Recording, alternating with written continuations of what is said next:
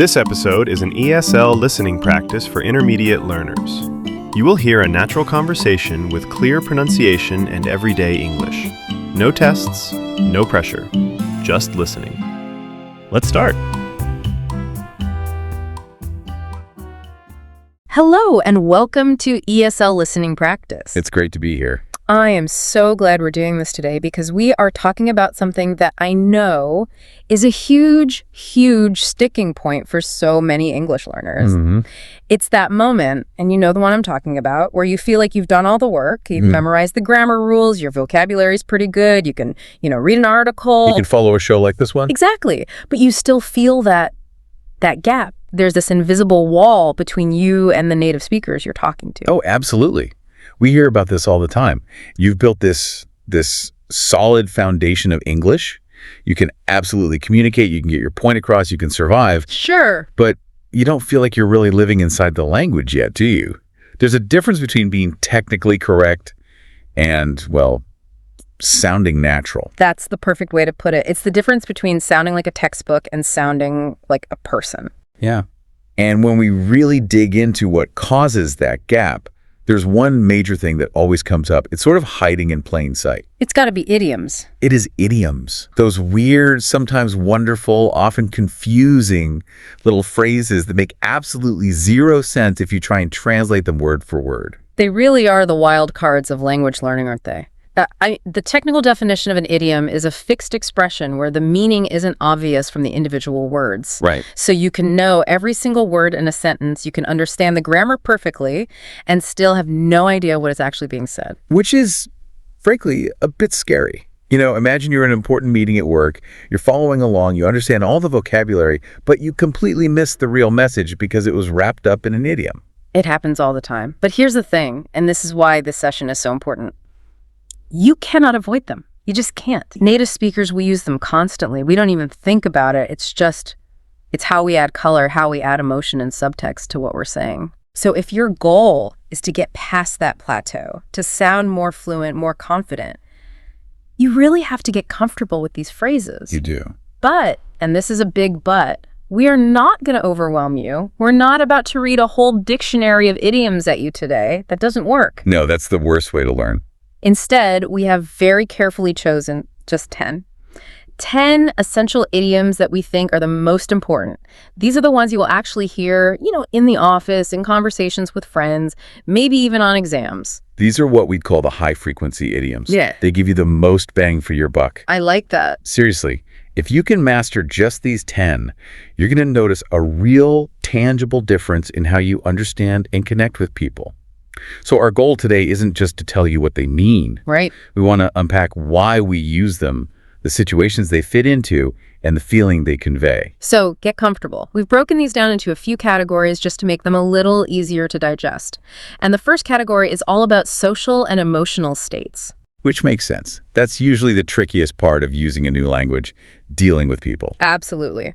So it's fitting that the very first idiom on our list is all about how you start an interaction. It's a classic, break the ice. Break the ice. It's such a powerful image, isn't it, when you actually stop to think about it? It really is. The definition is pretty simple. To start a conversation and make people feel more comfortable. But let's dig into that image. Why ice? Well, just think about what ice is like physically. It's cold, right? Hard. It's static. It's rigid. Nothing flows. Okay, yeah. Now, picture a room full of people who don't know each other. Maybe it's the first day of a training course or everyone's waiting to be called for a job interview. What's the feeling in that room? Oh, it's so awkward. It's stiff. It's silent. It feels frozen. You're almost afraid to move or make a sound. Exactly. The social atmosphere is frozen solid. It's full of tension. So if you want communication to start flowing like water, you first have to literally shatter that tension. You have to break the ice. I think this is such an important cultural point, too. Because in some cultures, this step isn't as necessary. You can just get straight to business. That's true. But in many English-speaking cultures, I'm thinking the US, the UK, Australia, Canada, there's this huge emphasis on warming up the room first. We really do value that. Some people might call it social lubrication. You have to grease the wheels of conversation before you can get moving. Right. If you just walk into a meeting and say, okay, agenda item 1, Yeah. without any kind of hello, any small talk, Yeah. you come across as cold. Maybe even a little aggressive. So breaking the ice is more than just being friendly. It's a functional part of communication. Let's look at the example sentence we have. At the beginning of the meeting, the manager told a joke to break the ice. A classic strategy. This is probably the most common way it's done. But let me ask you, does the joke have to be funny? Oh, absolutely not. In fact, I would argue that sometimes a really bad joke is even better. I 100% agree. Why do you think that is? Because if the manager tells a terrible, groan-worthy dad joke, what happens? Everyone groans. Exactly. You all have a shared emotional reaction. Suddenly, you're not a room of strangers anymore. You're a group of people who are, suffering through this terrible joke together. The tension is instantly gone. The ice is broken. It works because it lowers the stakes. It's a signal from the person in charge that says, hey, we're all just people here. This is a safe space to talk and be yourself. It creates what some people call psychological safety. And you can't have good collaboration, you can't have creativity until you have that. You have to break the ice first. That's it. You have to thaw the room. So for you listening, if you're ever in one of those awkwardly silent situations and you're the one who makes a simple comment about the terrible coffee or the weather or the traffic on the way in. You're not just making small talk. No, you're doing vital work. You are breaking the ice. You are the hero in that moment. Honestly, yes. You are. Okay, moving on to our second idiom in this category. We're shifting from social tension to time and frequency. And it's a phrase I just find very beautiful. Once in a blue moon. Once in a blue moon. It has a sort of magical, poetic feel to it, doesn't it? Like something out of a storybook? It really does. But the meaning is actually very practical. It just means something happens very rarely. But the nuance is key here. It's not the same as saying never. And it's not even quite the same as saying sometimes or rarely. It occupies a very specific spot on that spectrum of frequency. Explain that a bit more. Okay, so you have a scale, right? At one end, you have always, then often, sometimes, rarely, and then just before you get to the absolute end, which is never, you have this little spot for once in a blue moon. So it's like extremely rare. Exactly. It implies that the event is a major exception to the normal routine. It's an anomaly. It's something that happens, but so infrequently that it's a notable occasion when it does. Let's use our example here. I go to the cinema once in a blue moon. Usually I watch movies at home. This is a perfect modern example. 30 years ago, going to the cinema might have been a regular weekly thing for many people. It was an often. But now, with huge TVs at home, with all the streaming services, the act of actually going to a movie theater has changed. For many of us, it's not the default anymore. It's become a special event, something you do for a big blockbuster movie. It has. So if you say, I rarely go to the cinema, that's a fine sentence. It's factual. It's a little dry, maybe. Yeah. But if you say, I go once in a blue moon, you're doing more than just stating a fact. You're painting a picture. You're emphasizing just how unusual it is for you. It suggests that when you do go, it's a big deal. It adds flavor, which I think is a huge reason we use idioms in the first place. Rarely is a functional word. Once in a blue moon is an emotional phrase. That's a great way to put it. It adds a little bit of color and personality to your speech.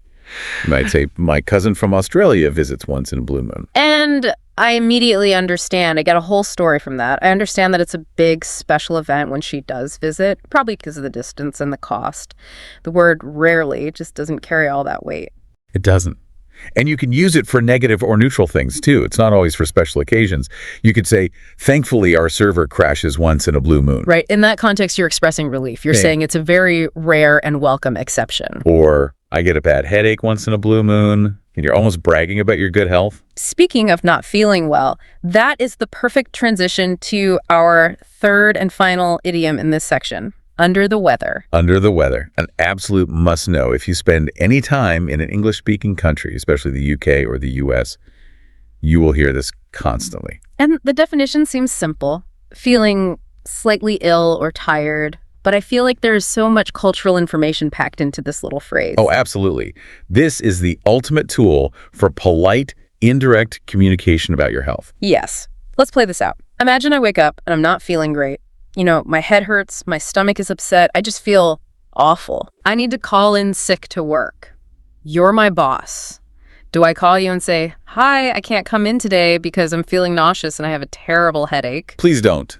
As your boss, I really do not want or need to know those details. It's what we'd call TMI, too much information. It's a bit graphic, a bit unprofessional. Exactly. And that's a key cultural insight. English speakers, while we can be very open about some things, are often quite private about bodily functions, especially in a professional context. We really are. So under the weather becomes this perfect social tool. It's like a shield. It lets you communicate the necessary information, which is, I am not well enough to work today, without forcing the listener to picture your unpleasant symptoms. It's a professional boundary in a phrase. I'm feeling a bit under the weather today. It's just vague enough to be polite, but it's also perfectly clear in its meaning. And look at the example sentence. I'm a bit under the weather today, so I'll stay at home. It links the state directly to the consequence. It provides the justification for canceling plans or missing work. The word bit is also important there. I'm feeling a bit under the weather. It softens it even more. It does, and the definition's use of the word slightly is crucial. You would not use this for a serious medical emergency. No. If you're in an ambulance on your way to the hospital, you are not a bit under the weather. Not at all. You're in a critical condition. No. Under the weather is for a bad cold, maybe the flu, a migraine, general exhaustion, or, and let's be honest, a hangover. A hangover, yes. This is the ultimate secret use of the idiom. You had a bit too much fun last night, and you can't face the office lights. You don't tell your boss or your professor, I'm hungover. No, never. You say, I'm just feeling a little under the weather today. And everyone understands, and society continues to function smoothly. It's a polite fiction. So we've covered that social and emotional side of things. We've learned how to start a conversation, talk about rare events, and politely call in sick. A very useful set of skills. Now let's move into our second section. This is all about assessing difficulty and value. Right. These are the idioms we reach for when we're making judgments. Is this task hard? Is this product expensive? And we'll start with a really positive and I think very common one. This is one of the first idioms I ever learned. A piece of cake. A piece of cake. It just sounds nice, doesn't it? And the meaning is simple. Very easy. But again, let's think about the image. Why cake? Why not a piece of homework or a piece of broccoli?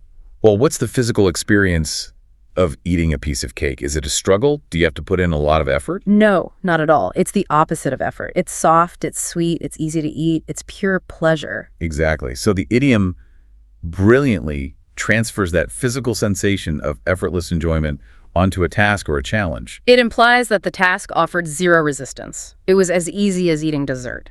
And the example we have is one I hope all of our listeners get to use soon. The listening task was a piece of cake. I understood everything. I love that example because it's so full of confidence. And I think there's a subtle but important difference between saying the task was easy and the task was a piece of cake. There absolutely is. What do you think it is? Well, the task was easy feels like an objective description of the task itself. But it was a piece of cake feels more personal. It's about my experience with the task. It says something about my skill level. Yes. It has a little bit of swagger, a little bit of pride. It says, for me, with my abilities, this was nothing. I just breezed right through it. It's a statement of mastery. It definitely sounds more natural, more native. If I ask a friend how their driving test went and they reply, oh, piece of cake, I immediately know they passed and they feel great about it. It communicates both relief and success in a very casual way. But a word of caution here. Oh? You have to be careful who you say this to. It's about reading the room. Ah, good point. If my friend and I both took the same exam and I failed it miserably, and then I ask you how it went and you say, oh, it was a piece of cake, I'm probably not going to feel very good about that. You might resent it a little bit, great idiom to use, but just be mindful of the context and the feelings of the person you're speaking to. That's great advice. Okay, so from something that's super easy, let's go to the complete opposite end of the spectrum. Not about difficulty, but about financial value or cost. And this one is pretty intense. Cost an arm and a leg. It's an incredibly dramatic phrase, isn't it? The meaning is simply to be very expensive, but the image it creates is one of physical sacrifice. It's pure hyperbole, which is something English speakers love to use. We don't just say, I'm tired. We say, I'm exhausted. We don't just say, that's expensive. We say it costs an arm and a leg.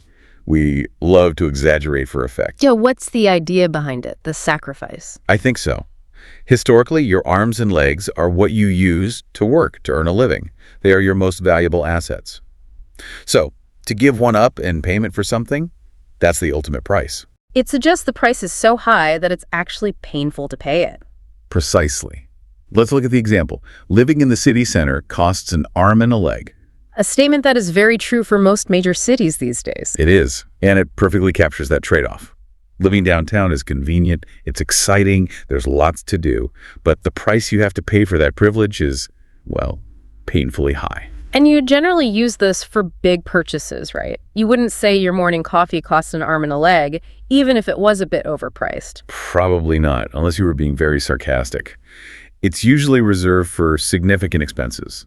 A new car, a house, university tuition, a fancy vacation. Or maybe a surprisingly large bill, like I had to take my cat to the vet and the treatment cost an arm and a leg. That is a perfect use case. It conveys not just the amount, but the shock and pain of that unexpected expense. It tells the listener, this really hurt my bank account. It's so interesting how we link financial pain with physical pain in the language. We do. There's another one, to pay through the nose. Same idea. It's as if losing money is a physical injury. Okay, let's move on. Section 3. This is communication and understanding. And I would argue this is the most critical section for anyone who uses English in a professional setting. Absolutely. If you work on a team, if you have colleagues, if you have a manager, you need these phrases. They are the glue that holds collaboration together. And the first one is just indispensable. You will hear this every day in an office environment. On the same page. On the same page, meaning to agree or have the same shared understanding of a situation. The image I always get is a group of people reading from a book or a script. That's the perfect metaphor. Think of an orchestra playing music or a cast of actors reading a play. If the lead actor is on page 50 at the climax of the story, but you are still on page 2 at the very beginning. It's going to be chaos. You can't perform together. You're in completely different worlds. Exactly. So to be on the same page means we are all looking at the same information at the same time and, crucially, interpreting it in the same way. It's all about alignment. Our example sentence is a great one. Let's make sure we're on the same page before we start the project. This is such a smart, strategic use of the idiom. It's being used as a preventative measure. Right. Because what is the alternative? What happens if you don't check that you're on the same page before you start? Oh, it's a disaster waiting to happen. Right. You waste weeks of work, you waste money, you end up with huge arguments because one person thought the deadline was Tuesday and another person thought it was Friday. Or I thought you were handling the marketing materials. No, I thought that was your job. We've all been there. So this phrase is very often used as a check-in question. A good manager will often pause a meeting and ask, okay, just to confirm, are we all on the same page here? And think about the tone of that question. It is so much better, so much more collaborative than asking, do you all understand me? Oh, 100 times better. Do you understand me? Can sound very condescending. Like a teacher talking to a child. It creates a hierarchy.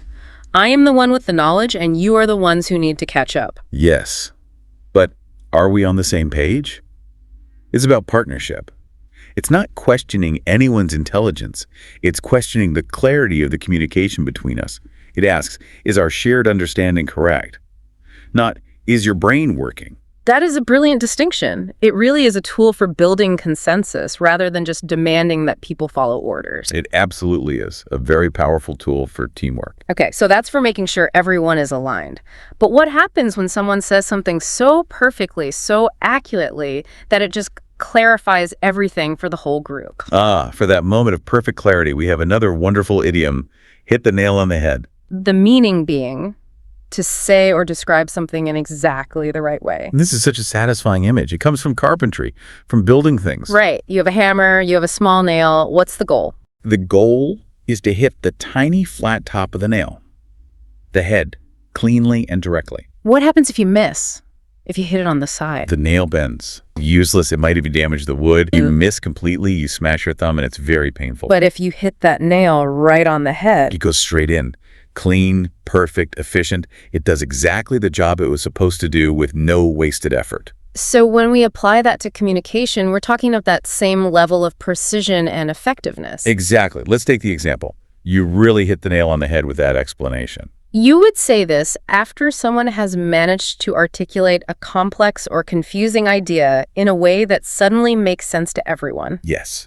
Imagine a team is struggling with a problem. People are talking, they're going around in circles. No one can quite define what the core issue is. The one person speaks up and says, I think the problem isn't our marketing. It's that our product is too complicated for new users. And everyone in the room just goes, yes, that's it. That's exactly it. That is the hit the nail on the head moment.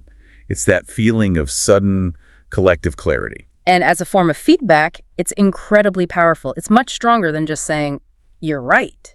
It is. You're right is simple agreement. But telling someone they hit the nail on the head is a compliment about their insight and their clarity of thought. You're saying, you didn't just give an opinion, you identified the fundamental truth of the situation. You solved the puzzle for us. Exactly. All right, let's move into our fourth section. This one is time, control, and effort. These idioms feel a little more philosophical, maybe. They're about how we approach challenges and manage our lives. I agree. They deal with perspective and perseverance. And the first one is a phrase that should be the personal motto of every single language learner listening right now. It is, in the long run. In the long run, meaning simply over a long period of time or eventually. This one is all about perspective. It's about zooming out from the immediate moment. It is. We live in a world that is obsessed with immediate results, with instant gratification. In the long run is the antidote to that. It's a phrase that asks us to lift our eyes and look at the distant horizon, not just the ground right in front of our feet. The example here is just perfect. Learning vocabulary every day helps in the long run. Let's be really honest for a second. The daily act of learning vocabulary can be boring. It can feel like a chore. It can feel pointless sometimes. If I learn 5 new words today, do I magically feel fluent tomorrow morning? No. You feel exactly the same. In the short term, in the short run, the results of that small effort are basically invisible. You can't see the progress. But in the long run, after you've done that small, boring task every day for 6 months or a year or 5 years, those tiny actions have accumulated into something massive. Suddenly you have a huge vocabulary. It's like compound interest for your brain. That is the perfect analogy. So we use this idiom to give ourselves encouragement or to encourage other people when the current task is difficult or boring or even painful. I know that going to the gym is hard every morning, but your health will improve in the long run. Exactly. Or, this project at work is so stressful right now, but it will be great for my career in the long run. It's a phrase of optimism. It's about trading present discomfort for future benefit. It really is. It focuses on the future gain, not the present pain. Which is a very powerful mindset to have. Now let's look at the opposite. What happens when things don't go to plan? When a situation starts to spiral and we lose our grip on it, that brings us to idiom number 9. Get out of hand. Get out of hand. Which means to become uncontrollable or chaotic.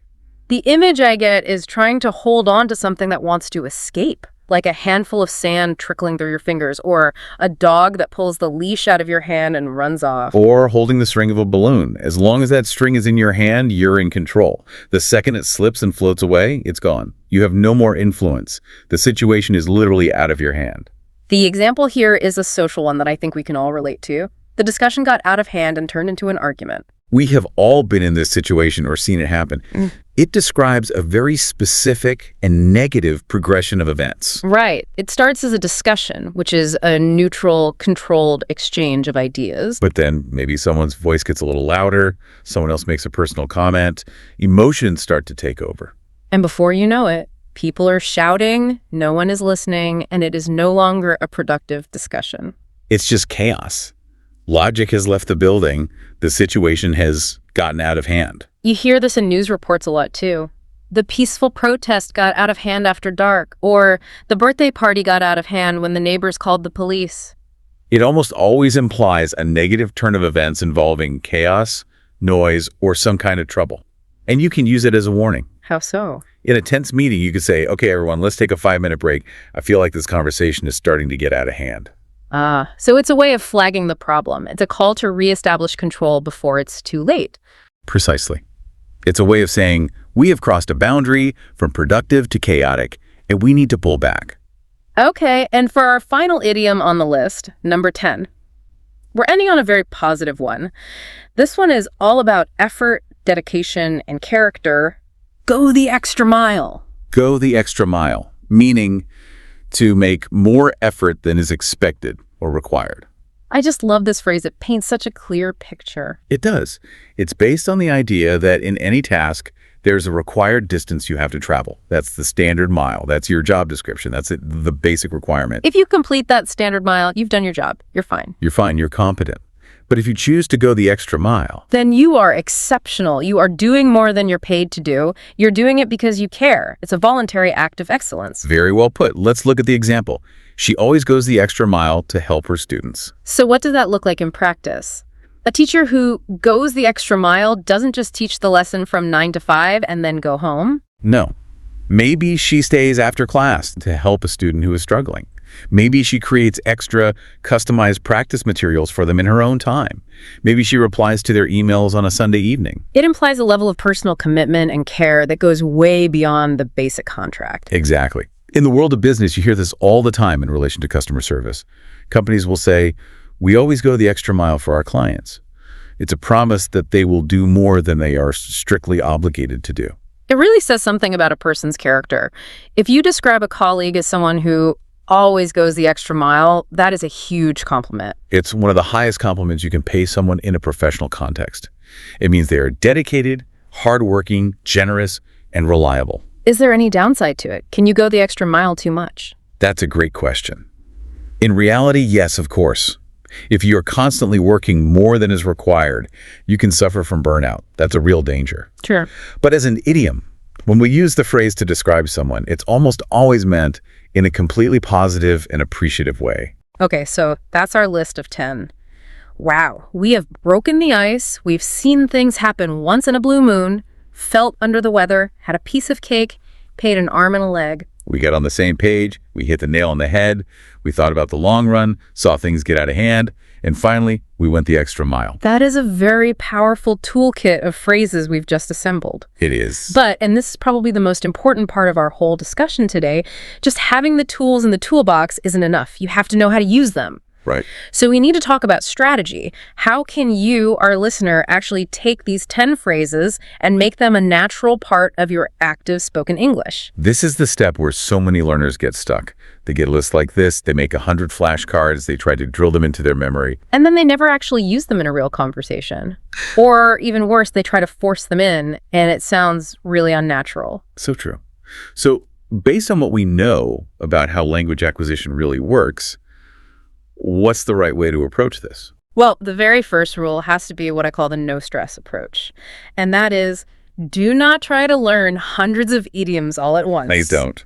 Your brain has a limit to how much new, abstract information it can handle at one time. We call it cognitive load. Right. If you try to force 50 new idioms into your brain this week, on top of everything else you're learning, you're just going to feel overwhelmed.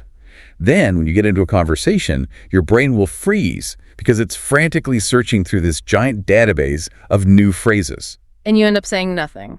Or you get them mixed up and say something completely nonsensical like, this test costs an arm and a cake. Exactly. And then everyone is confused. So the first step is to focus on a small, manageable, high-value set of idioms, like the 10 we've just discussed. Okay, so a small list. What's the second piece of strategic advice? The second tip is absolutely crucial. Context is key. Meaning you cannot effectively learn idioms from a list. You have to see them and hear them being used in their natural habitat, in the wild.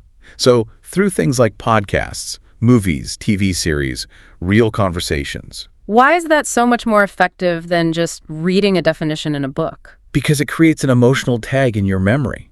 Think about it. If you're watching your favorite TV show and a character gets a massive, unexpected bill and they yell, "This is going to cost me an arm and a leg," your brain doesn't just register the words. It registers the character's angry face, the stressful music, the feeling of panic. You associate the phrase with an emotion. And that emotional connection makes it so much easier to remember and recall later when you were in a similar situation yourself. That's exactly it. So our advice is to become an idiom hunter. When you're watching Netflix or listening to a podcast, don't stress about understanding every single word. Instead, keep your ears open for these chunks of language that don't make literal sense. And when you hear one, you pause, you rewind, you ask yourself, okay, what was the situation? What was the emotion? What do I think that phrase really means here? That active learning approach is 1,000,000 times more effective than passive memorization. Okay, so we've got a small list, and we're learning them in context. What's the third step? How do we start producing them ourselves? This is the scariest step for most people. But we have a rule that makes it much easier. Use one idiom at a time. I love this idea. You could call it the idiom of the week. Precisely. Don't try to use all 10 of these new phrases tomorrow. Just pick one. This week, your only goal is to get comfortable with, let's say, in the long run. So what do I do with it? You write it on a sticky note and put it on your bathroom mirror or your laptop. You consciously look for opportunities to use it. Maybe you use it in an email to a colleague, maybe in a conversation with your language exchange partner. Or even if you don't have a chance to use it with someone, you can just say it to yourself. You could be making coffee and think, this is boring, but learning English is worth it in the long run. Yes, you're just getting your mouth and your brain comfortable with the shape and the weight of that one phrase. You master one tool before you even think about picking up the next one. Fluency isn't built in one day. It's built brick by brick, phrase by phrase. If you try to build the whole wall at once, it's just going to collapse. And that leads us to the final, and I think most important piece of advice. It's more of a philosophy, really, and it's this.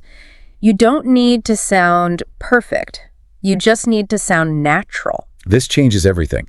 The goal of perfection is the enemy of progress in language learning. It's a myth. I'm a native speaker, and I am not a perfect speaker. I make mistakes, I stumble over my words, I start a sentence, change my mind, and start a different one. It's messy. But it sounds natural. It sounds natural because I have a certain flow. And idioms are one of the secrets to that flow. They're like pre-packaged, pre-approved chunks of language. When I say, to be honest, in the long run, I think it's a piece of cake, I don't have to build that sentence from individual grammar bricks. I'm just grabbing 3 big ready-made sections and slotting them into place. It makes speaking faster and smoother. So grammar is like the classical music, all the rules and the structure, and idioms are like the jazz, the improvisation, and the personality that you layer on top. What a beautiful analogy. That's exactly it. They show that you're a human, not a translation machine. So let's wrap this up with a little challenge for everyone listening. We've given you the list of 10. We've given you the 4-step strategy. Now the ball is in your court. It's your turn. And the challenge is this. Which one of these 10 idioms best describes something in your life right now, today?